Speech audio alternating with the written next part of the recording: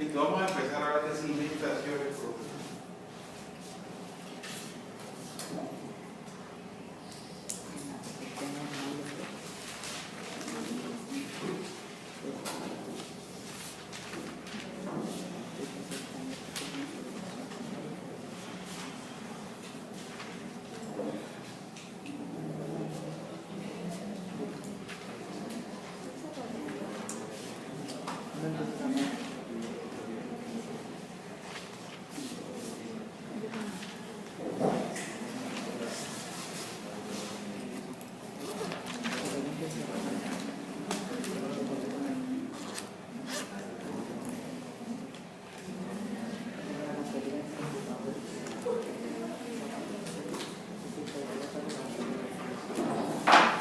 Todo lo que hemos visto hasta el momento se cimienta superficialmente.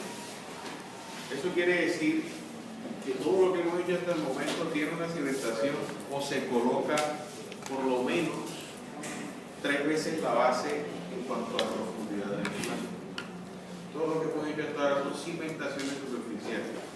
Eso nos ha generado en algunos ejercicios puntuales ciertos problemas para hacer cumplir los criterios de seguridad. Cuando tú tienes una edificación muy pesada o muy alta, las cargas que se transmiten al suelo son altas. Y probablemente cuando hagas el análisis de una cimentación superficial te va a dar un tamaño enorme. Incluso te va a dar que el área de aplicación de la carga supere el área que tiene el suelo. Entonces en ese caso uno ya se da cuenta que incluso desplantándote lo máximo que puedas para que sea superficial la cimentación no te cumple los criterios de capacidad de carga. Entonces es necesario una cimentación profunda. Eso es una situación. Otra situación es, por ejemplo, en un puente. Yo tengo, supongamos que tenemos esta carretera con este muro. Aquí vienen los carritos de frente. Yo veo un carro. Y por aquí pasa un río. Este río se socava. Pongamos que por aquí. Y esa socavación genera de que ese muro, por más robusto que sea así, podría eventualmente fallar porque el agua se le lleva al material que lo confina. Entonces, en este caso, este muro no se puede cimentar superficialmente porque hay un fenómeno de socavación que le genera inconvenientes. En otro caso, pueden en una zona de alto componente sísmico, de pronto, en la condición estática cumple la edificación, pero cuando yo le coloco los momentos de sismo, no hay la capacidad de superar ese momento y la edificación se vuelve teóricamente. Entonces, en todos esos casos y en muchos casos más, es necesario una cimentación profunda. ¿Qué es una cimentación profunda? Según la norma gringa, una cimentación se define como profunda cuando su profundidad de desplante es por lo menos 5 veces la base. Ya cuando yo tengo un desplante mayor a 5 veces la base, estoy hablando de una cimentación profunda. Esa cimentación profunda es lo que conocemos habitualmente como los pilotes. En el dibujo de la izquierda tenemos un ejemplo con un esquema claro. Hay una superestructura que está colocada sobre una placa y esa placa distribuye los esfuerzos hacia unas pilas que no son más que unos cilindros, en este caso, de concreto. Toman la carga de la superestructura y la transmiten a un suelo de mayor competencia. Porque aquí tenemos un suelo de muy baja competencia y que yo no puedo desplantar superficialmente. Les coloco las pilas y llego hasta un estrato lo suficientemente competente para resistir esa carga. ¿Okay? Entonces ese es el caso más común. Las cargas son altas, no es suficiente el suelo de aquí, entonces busco un estrato más competente. Eso es una cimentación profunda, esos son unos pilotes. Hay que hacer una diferenciación entre lo que es una placa de amarre y lo que es una placa y lo que es un sistema de placa piloto. Una placa de amarre es un sistema de placa que por lo general es Verto, que tiene la función de tomar la carga de la superestructura y distribuirla uniformemente en las cabezas de los pilotos, con el fin de que las cargas que lleguen a cada uno de los pilotos sean lo más uniforme posible. Eso es una placa de amarre, lo que hace es amarrar los pilotos. Otra cosa es un sistema placa pilotes. El sistema placa pilotes, esta placa es bastante robusta, toma los esfuerzos y los aplica directamente al suelo. Es decir, la capacidad de carga está dominada por la placa de cimentación. ¿Para qué son los pilotes y los sistemas placa pilotes? Para controlar asentamientos y disipar posibles esfuerzos sísmicos o de viento o cargas horizontales. Entonces, por ejemplo, yo siempre les he mostrado el edificio de Dubái, que tiene alta carga sísmica y tiene altas cargas de viento. Entonces producen empujes horizontales considerables y momentos. En ese caso el sistema de placa pilote, porque la arena está densificada, porque se compactó, y esta placa de cimentación transmite bien los esfuerzos. Pero ante un sismo, esa placa no tiene la capacidad de aguantar ese vuelo. Entonces te toca hacer pilotes. ¿Okay? Esa es la principal función. En cimentaciones profundas, el diseño está dominado por la capacidad de carga, más que por los asentamientos. Porque por lo general ya llega hasta un estrato lo suficientemente duro, menos compresible, por lo cual los asentamientos no son de gran orden.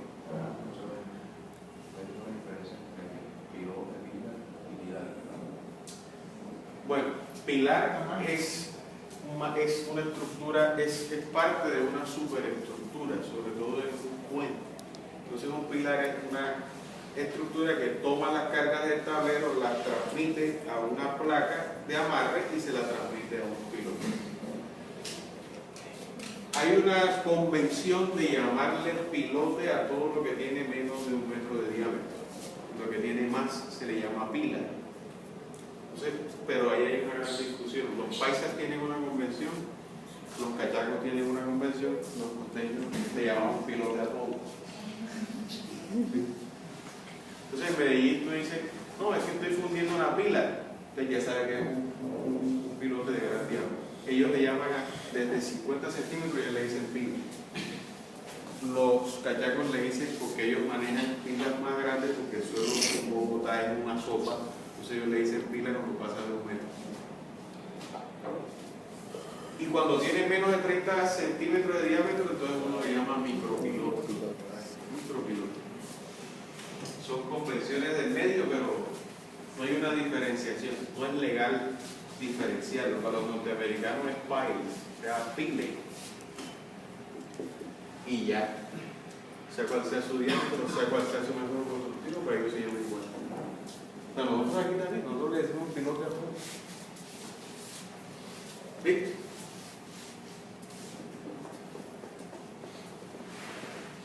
Entonces vamos a ver el método de transferencia de carga de un piloto. ¿Cómo le transmite la carga al piloto al suelo?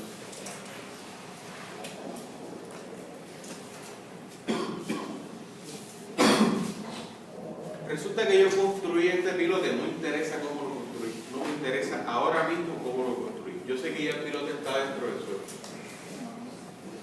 Está ahí y yo no le he colocado ninguna carga. Ni una sola carga. La carga que le tengo que aplicar esto es cero.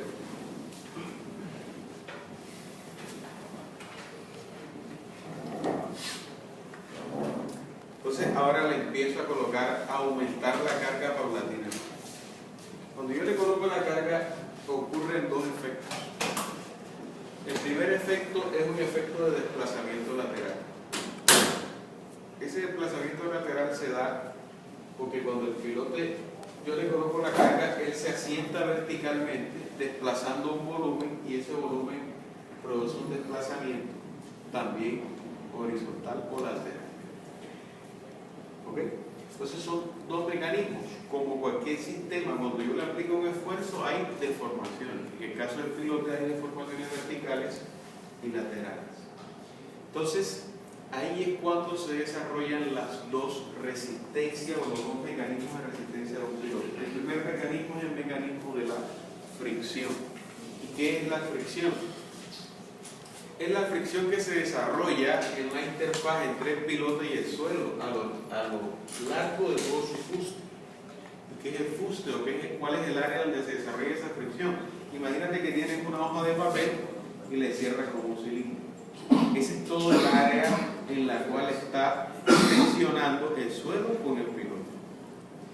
Y esa fricción funciona de tal manera que cuando el pilote va ingresando al suelo, el suelo que está alrededor abraza o agarra al pilote de tal manera que impide que se siga asentando. Es una manera o es un mecanismo mediante el cual el pilote resiste. Y el segundo mecanismo de carga es por punta. Así igual que en una zapata. Igual que en una zapata, yo tengo un piloto, transmite una carga vertical, esa carga llega hasta aquí, se genera una cuña activa que empuja el suelo hacia acá y todo el suelo que está arriba genera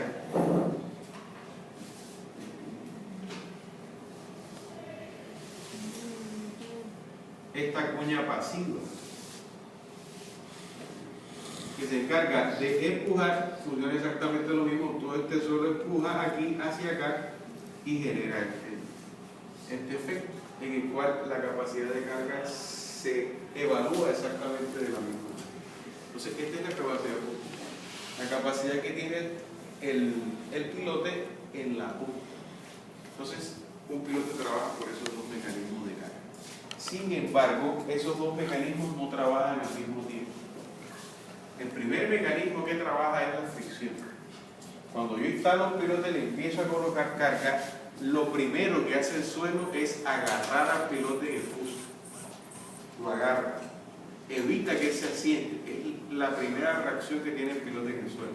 En el instante cero, la punta del pilote no trabaja, es decir, esto no ocurre. Lo primero que hace el suelo es intentar que el pilote no se asiente, pero agarrándolo en su zona lateral. ¿Cuándo se desarrolla toda la resistencia por fricción? Cuando se llega a un desplazamiento lateral de hasta 10 milímetros. Si te da un desplazamiento muy pequeño, el 10% de un centímetro es una cosa muy pequeña. O no, más bien, un centímetro, 10 milímetros. Cuando lateralmente el pilote desplaza un centímetro de suelo, se ha desarrollado en ese momento toda la resistencia por fricción lateral. Y cuando eso ocurre es cuando empieza a trabajar la punta del piloto. Solamente en ese momento. Antes no. Entonces, a partir de ese momento, la resistencia por punta empieza a trabajar. Y yo le aumento la carga, y le aumento la carga hasta cuando el piloto falla. ¿Cuándo falla el piloto? Profe, ¿podría dar el desplazamiento, lo que acaba de decir, el desplazamiento relativo del suelo y el piloto? Entre el suelo y el piloto, el desplazamiento lateral. Entre 5 y 10 milímetros. Pero hacia abajo. O lateral. En la zona del fuste. Claro. Claro, cuando él se asienta, al mismo tiempo que se asienta, el producto le empuja lateral. Le empuja el suelo que está alrededor y se desplaza. Sufre un desplazamiento. O sea, a los 10 milímetros ya es el máximo de fricción. Ya se ha desarrollado toda la fricción. O sea, ahí no genera una carga, una fuerza. No genera una fuerza mayor por fricción. Y ahí se desarrolló completamente. Entonces después viene y trabaja la punta. Ya después que ya el suelo agarró al pilote lateralmente, lo más que pudo, es como si el suelo adyacente al pilote evitara que el pilote se asentara y le transmitiera la carga a la punta. Es decir, cuando coloco la carga, es como si yo tuviera que pagar un peaje en el pilote para que esa carga llegara abajo. Entonces lo primero que hace el suelo es no dejar que esa carga llegue abajo. Ya bueno, entonces Claro, entonces cuando ya se desplaza mucho que ya el suelo no puede más, es cuando el suelo dice, miércoles, déjalo que se vaya, y el pilote se va. Y ahí es donde el pilote entra y presiona en la punta y empieza a trabajar la punta. Cuando la punta empieza a trabajar, entonces empieza a ocurrir un asentamiento en la punta que es acelerado. ¿Cómo es esa curva? Es así como es. Si yo miro el asentamiento vertical, es así. ¿Sí? Siendo esto el asentamiento y siendo esto la carga. En la zona del fuste, el comportamiento entre la carga y el asentamiento es lineal, ya que es elástico. Porque el asentamiento, fíjate que es muy bajito. Es muy bajito. Porque casi que el suelo agarra al pilote y le dice no te vayas hacia la punta. Pero cuando ya el fuste no puede más, llega a ese límite que se ha calibrado en campo con pruebas de carga directas en pilote, que llega hasta 10 milímetros, entonces ya él suelta el pilote. Cuando él lo suelta, el asentamiento se dispara. Ya cuando él está trabajando con la punta, ya el asentamiento empieza a disparar. O sea, es decir, la velocidad de cambio del asentamiento aumenta. ¿Hasta dónde? Hasta entre 10 y el 25% del diámetro del pilote. ¿Cuánto tiempo pasa para que a ese cambio de trabajar? No es un tema de tiempo, sino de carga. Fíjate que acá te estoy graficando la carga versus el asentamiento. Ese cambio se da por la carga. Es decir, mientras yo me mantenga en este rango de carga, él siempre va a trabajar por fuste, él no va a conocer la punta. ¿Sí? Él solamente conoce la punta cuando yo me paso del límite de la fricción. Es decir, ¿cómo interpreto esto? Si a mí me dice, mira, ahora que estemos calculando, nos dice, mira, el Q de fricción son 200 kilonewtons. ¿Te das cuenta que calculas esto? Y el K por punta son 1000 kilonewtons. Si yo le pongo al pilote 150 kilonewtons, los 150 kilonewtons trabajan por fricción. Él no conoce la punta. 200 sigue trabajando con fricción. 200. Cuando le pongo 500, Ya trabaja. cuando le pongo 500, ¿qué pasa? Ya trabaja. Ya él desarrolló toda la fricción que tenía, entonces ahora empieza a trabajar la punta. ¿Hasta cuándo trabaja la punta? En cuanto a deformación, se ha verificado que cuando se ha movido la punta del pilote entre un 10 y un 25% del diámetro del pilote. El 10% es para pilotes hincados y el 25% para pilotes pre-excavados. O sea que si tengo un pilote hincado que se me asienta más de un 10% de la base, ese pilote está a punto de fallar. Porque ya desarrolló casi toda su resistencia por punta y ya no tiene más que hacer. Ya después de la punta no hay más. Y siempre pasa esa fase de fricción a punta. Claro que sí. Recuerda que en el factor de seguridad nosotros, el último es esto. Pero con el factor de seguridad lo metemos aquí. Entonces es una cuestión que depende. Porque de pronto si el piloto trabaja mucho con punta, esto va a quedar por aquí. Depende de cuánto trabaja con fricción y cuánto trabaja con punta. Puede que el piloto esté diseñado y nunca conozca la punta, porque el factor de seguridad rueda la fuerza hasta que no lo conoce. O puede que la capacidad de fricción es muy bajita y tú lo pones a trabajar con punta. Eso es completamente válido. ¿Ok? Pero ese es el mecanismo en que se transfiere la carga. Ahora que estemos ya calculando la capacidad de carga, vamos a sumar los dos. Vamos a sumar la fricción con la punta. Eso no quiere decir que inmediatamente el suelo tiene esa capacidad. Eso es completamente falso. No quiere decir que no, el suelo tiene 1200. Sí, tiene un último de 1200. Pero tiene 1200, pero no se desarrollan inmediatamente. Se van desarrollando en la medida en que yo aumento paulatinamente la carga. ¿Está claro? Eso también aplica para los preexcavados. Sí, para todos los pilotos aplican. Lo único que varía en el uno y en el otro es la resistencia. Y ahora es el peso.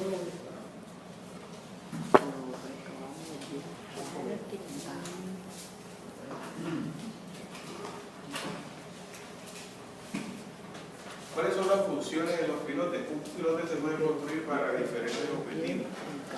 El primer objetivo es el más obvio, transferencia de carga vertical.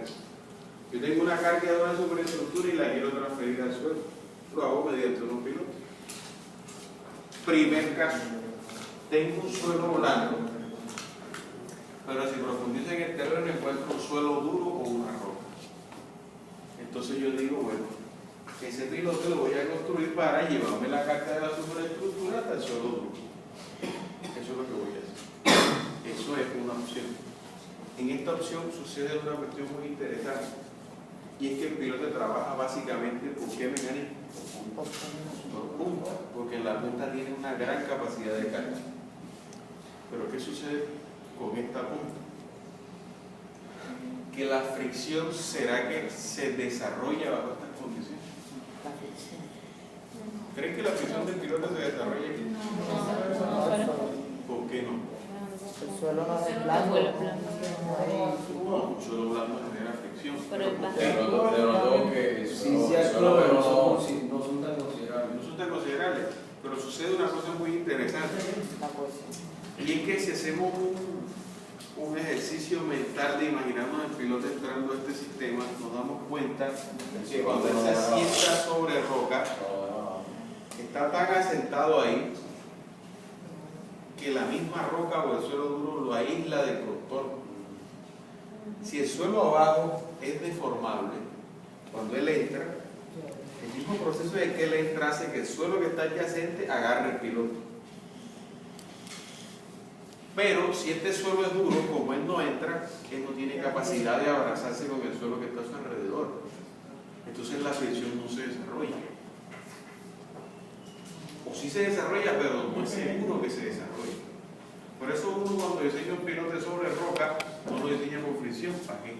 Si la roca resiste 10.000 veces más que esto, ¿para qué meto la fricción?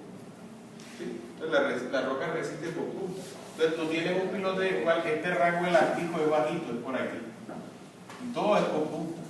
Eso es completamente válido y completamente posible esta situación. Y es precisamente por eso, porque para que se desarrolle la fricción, el suelo tiene que agarrar el pilote, lo tiene que empujar. Y si el suelo no se, si el pilote no se deforma abajo, no deforma abajo el suelo, él no entra en el sistema.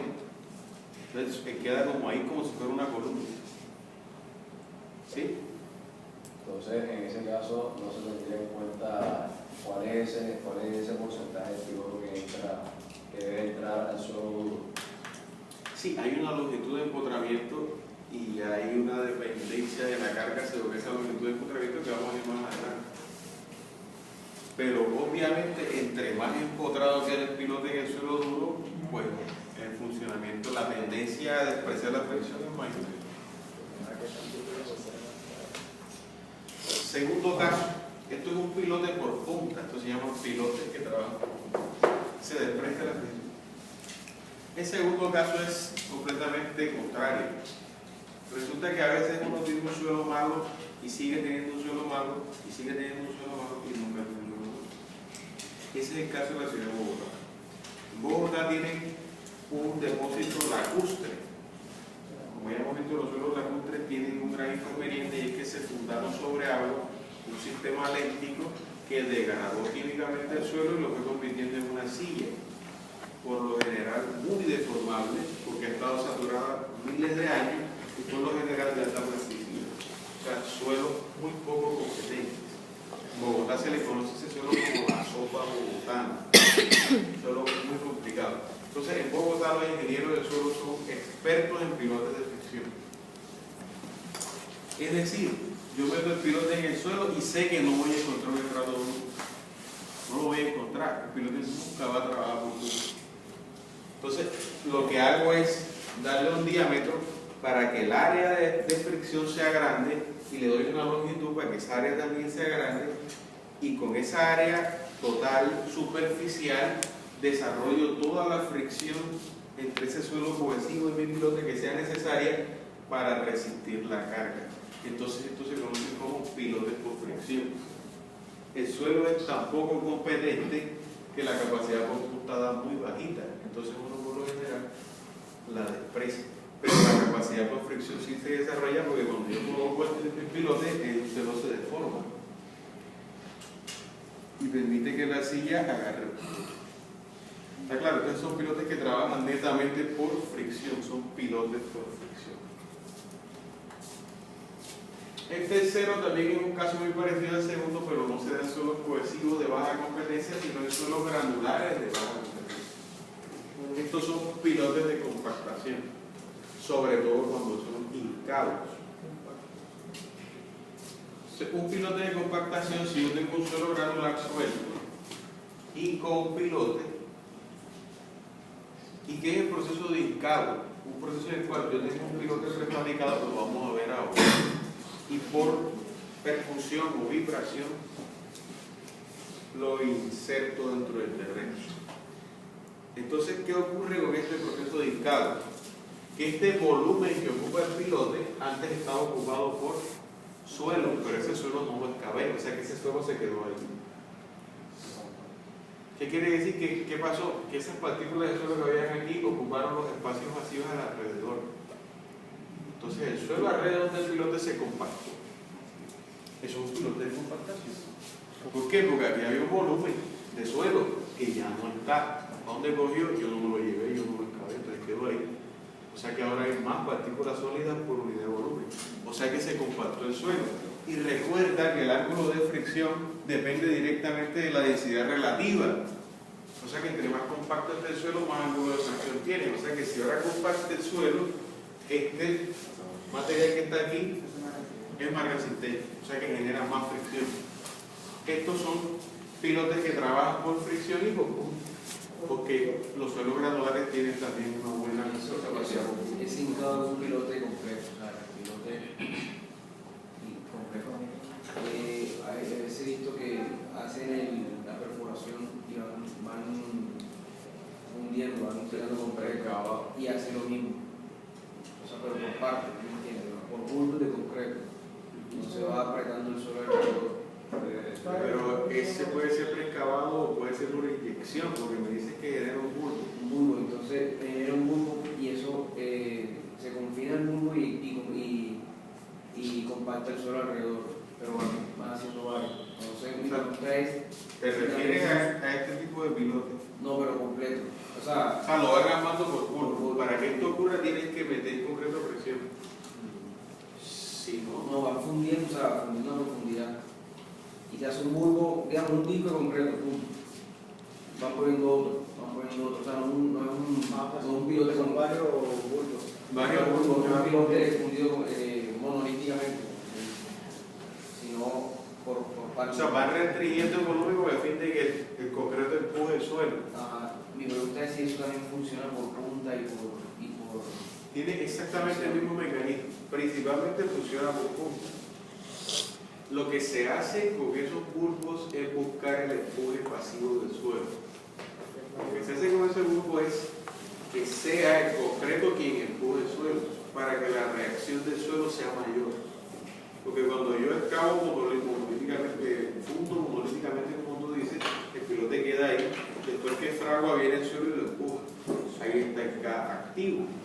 Cuando yo voy haciendo esa fundición así y desarrollo la fundición de tal manera que sea el concreto quien empuje el suelo, yo desarrollo en el suelo un gas pasivo, que como sabemos es mayor que el activo. Entonces lo que busco es más resistencia. Esa resistencia puede ser por punta o puede ser por fricción. Si es así como tú lo dices, yo lo he visto así. Si es así, está trabajando por punta, porque busco que se ancle esta zona en el suelo, por punta. Y casi que este piloto no trabaja por fricción. Si lo fundo hacia hasta arriba es porque quiero que trabaje por fricción todo el piloto, porque si no, no tiene sentido que yo le continúe la misma sección. ¿Sí? Entonces, probablemente es un piloto que trabaja de las dos formas.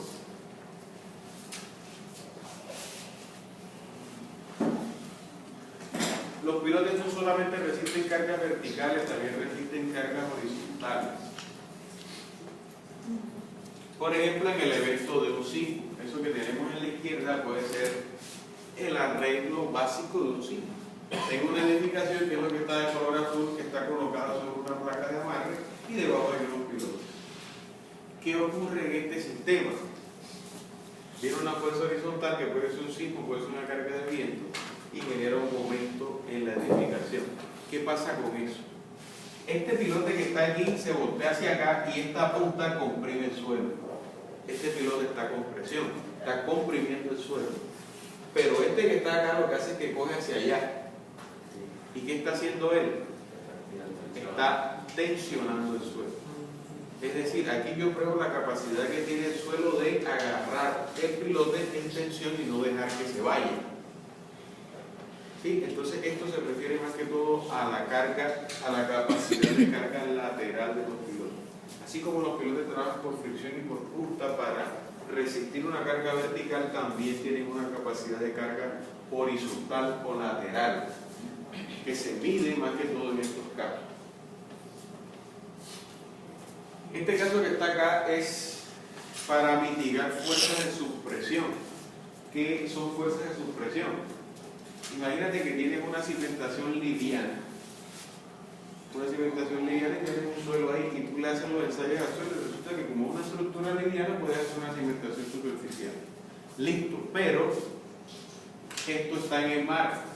Entonces hay un gradiente hidráulico dado por esta presión de agua que genera un flujo hacia abajo y ascendente en este sentido. Y si esa fuerza del flujo es mayor al peso de la estructura, ¿qué hace con la estructura? La levanta. Entonces, como yo no puedo hacer la estructura más pesada, ¿qué me toca hacer? Unos pilotes que transmitan la carga a mayor profundidad. Esa es otra función que pueden cumplir los pilotos. En este caso no están cumpliendo la función de transmitir una gran carga, sino de evitar que una carga que va en dirección contraria al peso de la estructura la afecte. ¿Ok?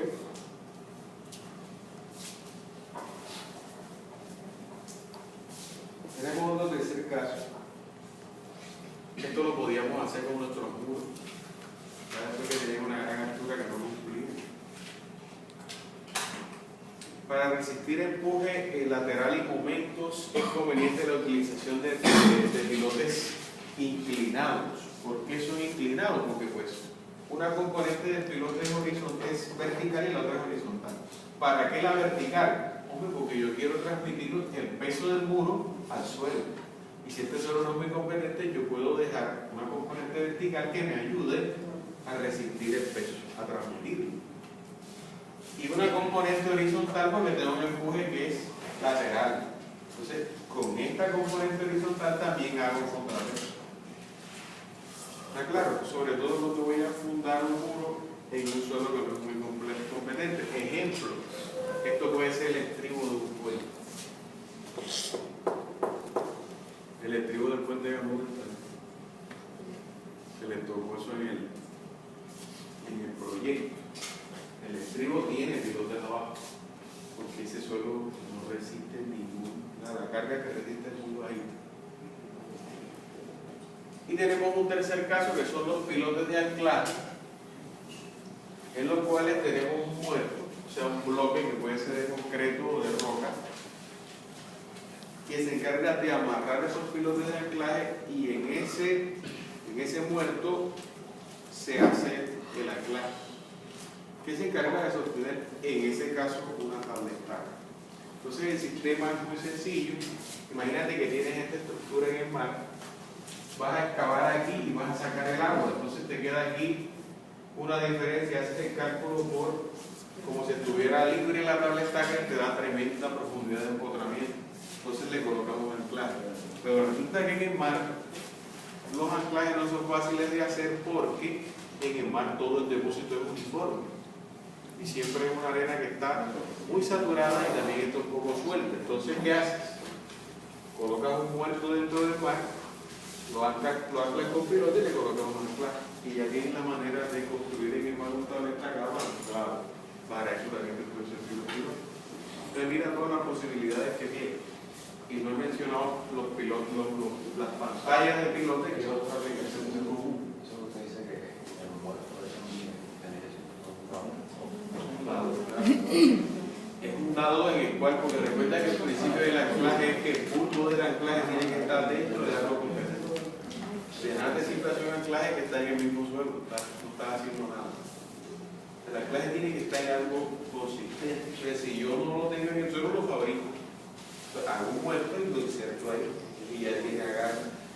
Entonces, cuando el suelo empuje esto, esta tabla estaca recibe la fuerza y cuando la tabla estaca intenta jalar, el muerto no lo deja por su propio peso y porque tiene los pilotes ahí que cuando recibe lateralmente agarra y ahí el sistema se mantiene.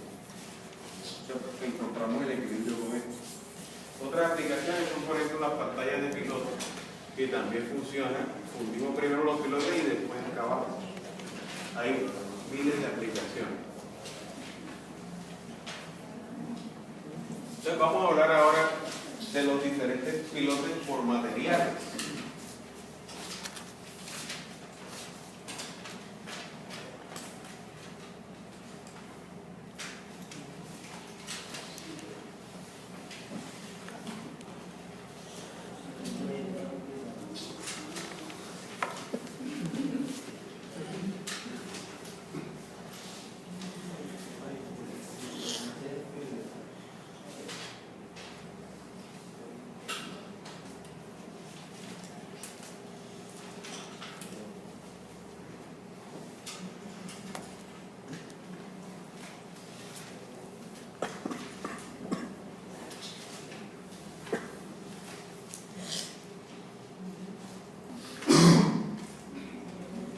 Los pilotes de acero, esos pilotes fabricados, prefabricados en acero, obviamente son prefabricados, o sea que para poder meterlos en el terreno necesariamente tienen que ser hincados. ¿Qué sección tienen los pilotes de acero? Pueden ser tubulares, o sea, huecos, de forma circular. Pueden ser perfiles en H y en I. ¿Cuál es la diferencia entre la H y la I? En una H, las tres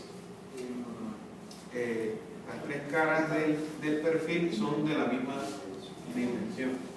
En la I, estas dos son la mitad de esta. Entonces esto es un perfil más uniforme. Este queda esbelto de un lado, pierde inercia. Esa inercia puede servir más que todo para rectificar cargas laterales. ¿Cuáles son las ventajas de los pilotes en acero?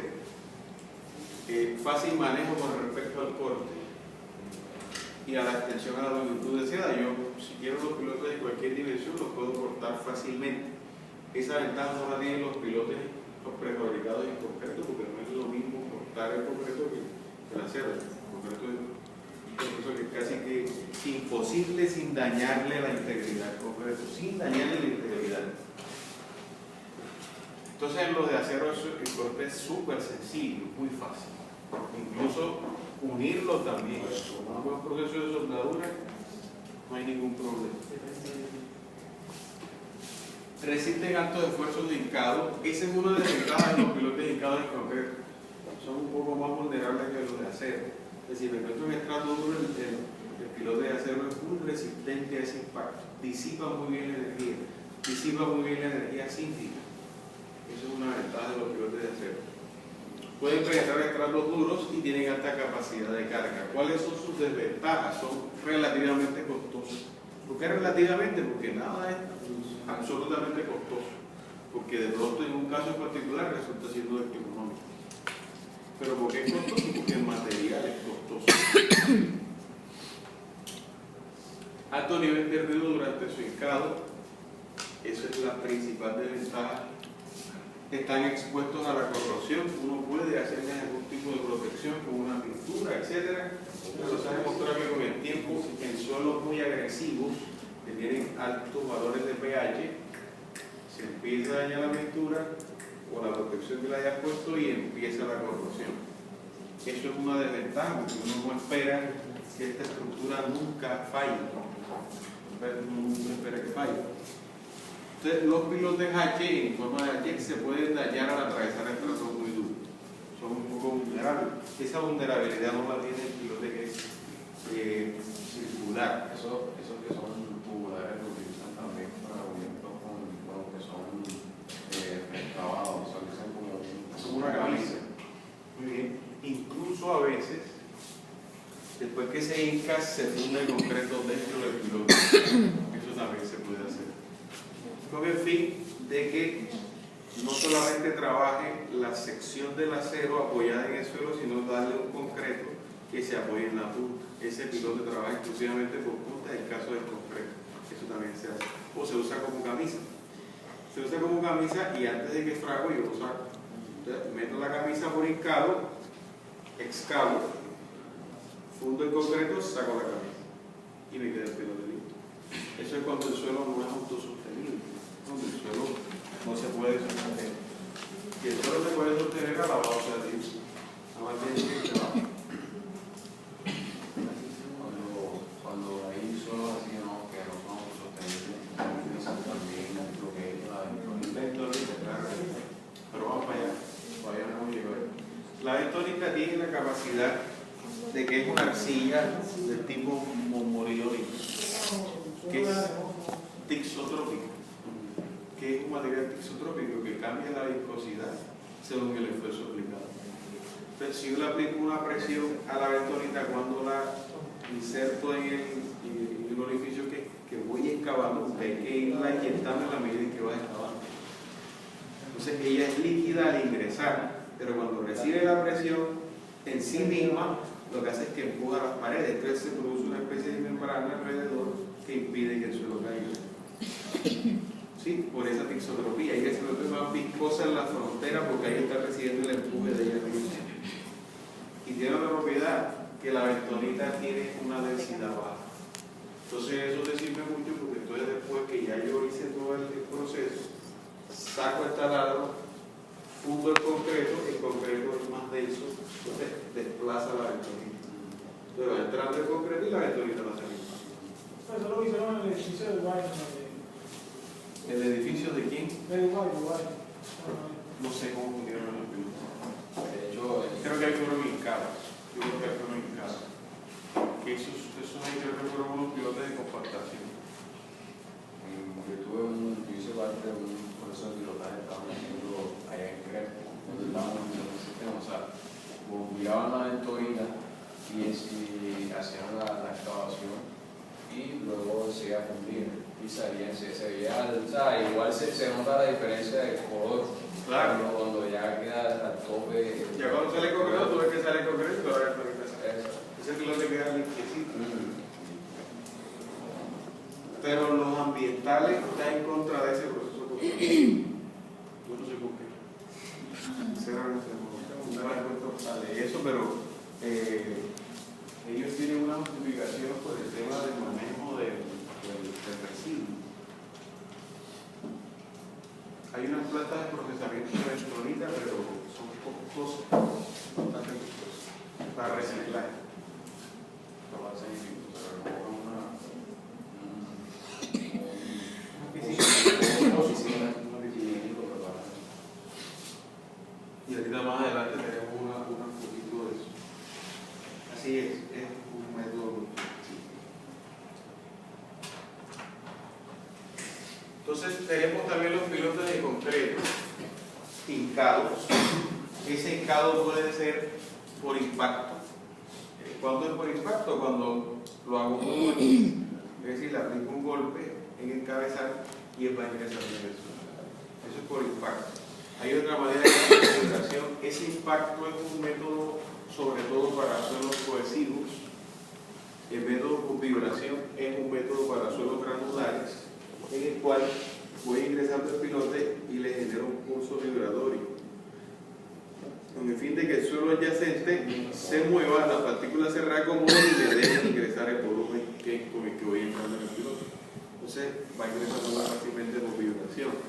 El método por presión difiere un poco del de impacto porque no es dejar caer un peso sobre el suelo, sino es aplicar en el encabezado del piloto una presión constante mediante un equipo. Es un poco más sofisticado este equipo porque va calibrando la presión o la resistencia que me está haciendo el suelo a la penetración. Entonces va calibrando la velocidad del proceso con el fin de no dañar el piloto. Lo más común es por impacto porque el equipo es más económico. Y no son esos los que casi que presión de agua. Presión de agua, bueno, ese puede ser hincado por inyección, sí. Pero eso es para ayudar a desconfinar el suelo. ¿Okay? Es en la medida en que voy entrando, inyecto el agua a presión. Y eso también va ayudando a desconfinar y que vaya entre piloto ingresando. Esa es otra manera. Es muy poco utilizada en la zona, pero también es válida. La sección transversal de los pilotes puede ser cuadrada, puede ser octagonal o puede ser circular. Yo les decía a ustedes que la geometría más eficiente en términos de capacidad de carga es la rectangular. Pero la circular se utiliza mucho en pilotes simplemente porque barre, ¿no? Más eficientemente circular. Entonces, si yo tengo la capacidad o la posibilidad de ingresar a un pilote con otra geometría más eficiente, lo hago. Entonces, puede ser también octagonal o rectangular. Vamos a ver ventajas y desventajas de los pilotos hincados. ¿Cuáles son las ventajas de los pilotos hincados? La primera, el material de los pilotes prefabricados puede inspeccionarse antes del hincamiento. ¿Sí? Eso es una gran ventaja. Cuando yo hago un pilote preexcavado de fondo de concreto, yo no tengo la capacidad de hacer una revisión directa, porque si hay métodos indirectos para medir la integridad del pilote, yo puedo medir directamente la calidad del material. En cambio, en uno que es hincado, yo tengo la posibilidad de mirar el estado del concreto antes de hacer el proceso de hincado. Además, porque en los pilotes hincados el concreto debe estar curado a 28 días antes de hincarlo en el suelo. Es decir, ya un concreto que está completamente en su resistencia máxima. La instalación generalmente no depende de las condiciones de niveles de agua existentes en la zona, eso es también muy importante. Imagínate construir un pilote preexcavado cuando tienes presión de agua abajo. Debe ser bastante dispendioso, ¿no? Entonces, en el caso de los pilotes hincados es una gran ventaja, porque el pilote hincado también desplaza el agua. Eso con el riesgo de la generación de presión de poros que puede sobrevenir por ese proceso. Pero eso también hay que calcular. Los pilotes hincados tienden a compactar los suelos granulares, mejorando su capacidad de carga y rigidez. Es decir, los pilotes hincados tienen mayor capacidad de carga. Primero, porque aumentan, en el caso de los suelos granulares, la densidad relativa. Y segundo, genera un empuje pasivo del suelo, que se traduce en mayor resistencia por fricción. La longitud libre de estos pilotes se puede dejar afuera y se puede utilizar como columna, por ejemplo, en instalaciones marinas. Sí, yo puedo hincar el pilote hasta cierto punto y el resto lo dejo libre, y encima de eso puedo fundir una placa y ya tengo un muelle, por ejemplo. Los pilotes hincados se asocian con un costo bajo. Como tiene mayor resistencia, necesito para la misma carga menos material. El proceso constructivo es limpio. Por ejemplo, el del preexcavado con bentonita es un proceso muy sucio. Tengo un material que es suelo, que es arcilla, en un estado líquido que tengo que disponer, y además de eso, tengo una cantidad de material de la excavación que también tengo que disponer. Entonces es un proceso, digamos, con una logística más compleja. En el hincado es simplemente tomarlo y se acabó. Pero tiene serias desventajas también el hincado. Si bien resiste más, tiene desventajas. La primera es que el pilote se puede dañar durante el hincado. Se puede dañar el piloto. ¿Por qué se puede dañar? Porque de pronto no calibra bien estructuralmente cuál es la carga de impacto que resiste el piloto, y eventualmente hace que se fisure o que ocurra algún problema. El suelo de cimentación no puede investigarse visualmente para comparar con el estudio de suelo. Eso también es una ventaja. Cuando yo estoy hincando, yo hinco el pilote y yo ni siquiera sé dónde está entrando el piloto. Yo no veo el suelo. Yo lo hinco y ya sé que quedó ahí. Yo no puedo verificar si el suelo donde metí el pilote es el mismo que con el que diseñó el suelista. Eso no lo puedo saber nunca. Pero por los números de vueltas. ¿Cómo? Por los números de vueltas y todo el... No, porque el número de golpes no es el mismo. O sea, la energía no está igual de normalizada. Puede tener una referencia, pero no sabe si es el mismo suelo. Para que pensamos para saber de pronto. Claro que sí, pero hay problemas muy serios con la comparación de lo que tienes versus lo que se diseñó. Hay serias diferencias porque tú sabes que uno hace, a un edificio puedes hacer 3 sondeos, pero el área es mucho más extensa. Entonces, si es un depósito geológicamente que se formó de una manera especial y a veces quedan bloques aislados o zonas de depósito granular aisladas que pueden generar problemas como eso no alcanza a identificar con método de escala. Entonces, uno también tiene que revisar cuando hace el estudio de suelos si es probable que ocurra un fenómeno de eso. Si tú tienes un depósito uniforme, lo puedes utilizar con antojada tranquilidad, pero también tienes que mirar si es posible que durante el proceso de construcción pueda haber cambios y que ya sabes que no vas a poder hacer Pero la uno constatación. que es importante que estudios geofísicos, que uno que se utilizan como para uno más o menos guiarse el tipo de estratos. Ha sido muy preciso para más o menos guiarse. Los estudios geofísicos no tienen una medida directa. O sea, no me permite a mí saber si la silla que sacaron es de color pardo, si es rojiza, si es de alta plasticidad, si es de baja plasticidad. Sí, yo pues tengo referencias, pero no son muy aterrizadas, porque tú cuando estás haciendo la excavación para un preexcavado, el material con que se viene con el terreno, yo lo agarro, lo toco y miro. Digo, oye, es una silla aparte, el solista dijo que era de baja plasticidad, listo, sí, esto es cierto. Sí, el contacto con el suelo en el preexcavado no lo tienes aquí. Y eso es importante. Entonces, cuando uno está haciendo un pilotaje, tiene que revisar si eso coincide con el estudio del suelo. No verificar si eso fue lo que diseñaron, porque si estás poniendo un pilote en otro suelo, pero no es que diseñaron, no estás haciendo nada. Corriendo peligro. Pero la realidad es que